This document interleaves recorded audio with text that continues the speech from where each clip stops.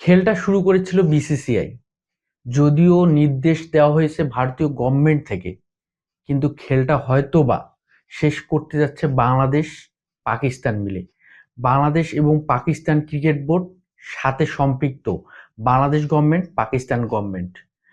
ইতিমধ্যে একবার দুইবার নয়, একাধিকবার বিসিবির সাথে আইসিসির মিটিং হয়েছে। সেই মিটিংয়ের এখন পর্যন্ত কোনো আশার আলো দেখতে পারেনি বাংলাদেশ ক্রিকেট বোর্ড, বাংলাদেশের ক্রিকেট ফ্যানরা। বাংলাদেশের যে ভেন্যু পরিবর্তনের যে একটা প্রস্তাব ছিল আইসিসির কাছে, নিরাপত্তা সংকট নিয়ে ভারতের মাটিতে, সেটা নিয়ে কোনো আশানুরূপ ফল এখন পর্যন্ত বাংলাদেশ পায়নি। তারই পরিপ্রেক্ষিতে যখন শেষ মুহূর্তে এসে সিদ্ধান্ত এক প্রকার ফাইনাল, বাংলাদেশ এবারে বিশ্বকাপ খেলতে পারবে না, সেই অনিশ্চয়তাটা যখন একদম ফুলফিল ভাবে ফাইনালের পথে, তখনই খেলার মোড়টা যেন ঘুরে গেল। পাকিস্তান ইতিমধ্যে পাকিস্তানি ক্রিকেটীয় মানে গণমাধ্যম এবং বিভিন্ন গণমাধ্যম সূত্রে জানা গেছে যে বাংলাদেশ এবারের বিশ্বকাপে যদি খেলতে না পারে, বাংলাদেশের ভেন্যু যদি পরিবর্তন করা না হয়, তাহলে পাকিস্তানও এবারে টি-20 ওয়ার্ল্ড কাপে তারা পার্টিসিপেট করবে না, তারা বয়কট করবে। এই গ্যারাকলের মধ্যে ভারত যেন অনেকটা চাপে, শুধু BCCI ICC, ICC means BCCI, BCCI means ICC, এরকম একটা অবস্থার তৈরি হয়েছে। যে কোনো ওয়ার্ল্ড কাপে ভারত পাকিস্তান ম্যাচটাকে যেভাবে হাইপ তুলে যে পরিমাণ রেভিনিউ আসে এবং টোটাল টুর্নামেন্ট থেকে যে পরিমাণ রেভিনিউ জেনারেট করে, সেখান থেকে বলতে গেলে 60 থেকে 70% রেভিনিউ আসে ভারত পাকিস্তান ম্যাচ থেকে। যদি সেখানে পাকিস্তান ম্যাচ বয়কট করে, পাকিস্তান যদি এবারের টি-20 ওয়ার্ল্ড কাপ যদি বয়কট করে, তাহলে আইসিসি কোন অবস্থায় গিয়ে দাঁড়াবে, কোন চাপের মধ্যে পড়বে। আইসিসি কি তাহলে নরম সুরে বাংলাদেশের এই বিষয়টাকে আরো কি মানে জোরালো ভাবে দেখবে?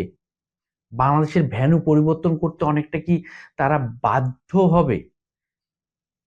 সেখানে বিসিসিআই কিন্তু পুরোপুরি যে বিষয়টার সাথে বিসিসিআই জড়িত। কারণ বিসিসিআই যে নির্দেশ দিবে সেটাই আইসিসি জাস্ট জারি করবে, এরকম একটা অবস্থার তৈরি হয়েছে।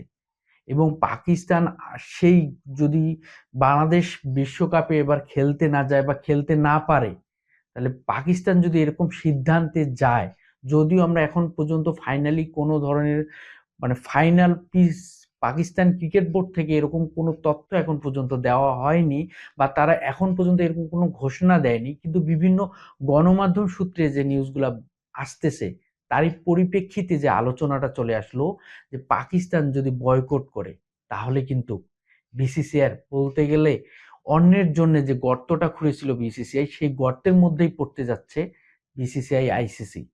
আইসিসি জয় শাহ, বিসিসিআই জয় সাহা।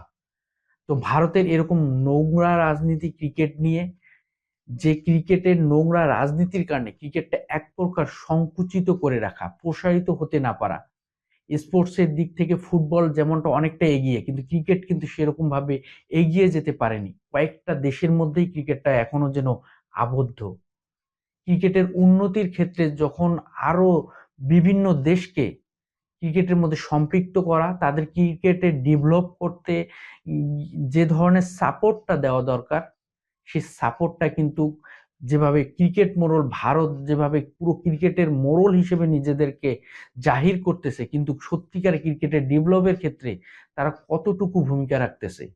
এরকম নোংরা রাজনীতি চলতে থাকলে হয়তোবা ক্রিকেটটা অনেকটা হারিয়ে যেতে পারে। হয়তোবা একটা সময় ভারত ইন্ডিয়ার মধ্যে খেলা হতে পারে, কিন্তু অন্য দেশের সাথে না। ঘরোয়া ক্রিকেট হবে ভারতের মধ্যে, কিন্তু ইন্টারন্যাশনালি কোনো ক্রিকেট ম্যাচ হবে না।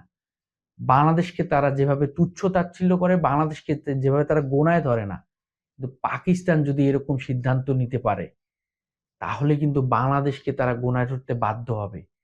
তো এই যে টপিকসটা, এটাই কিন্তু আজকের এখন পর্যন্ত ক্রিকেটের সবচেয়ে হট টপিকস। এরকমটা যদি হয়, বাংলাদেশ কিন্তু তাহলে আবারও বিশ্বকাপ খেলার একটা আশার আলো দেখতে পারে। যদি পাকিস্তান বাংলাদেশের খেলা না খেলা নিয়ে কোনো ধরনের সিদ্ধান্ত নিতে যাচ্ছে, তাহলেই হতে পারে ভারতীয় ক্রিকেট মোড়লের এক লম্বা দৌড়ের উপর থাকবে বলতে গেলে। আল্লাহ হাফেজ।